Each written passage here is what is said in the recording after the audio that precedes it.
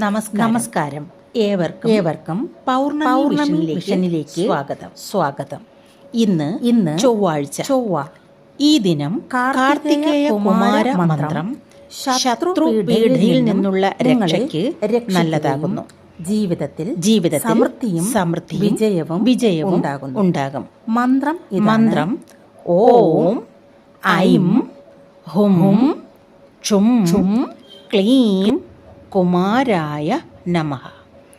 ഈ മന്ത്രം 6, 12, 18, 24 6ൻ്റെ ഗുണിതങ്ങളിൽ ഏതെങ്കിലും ഒന്ന് തിരഞ്ഞെടുക്കാവുന്നതാണ്.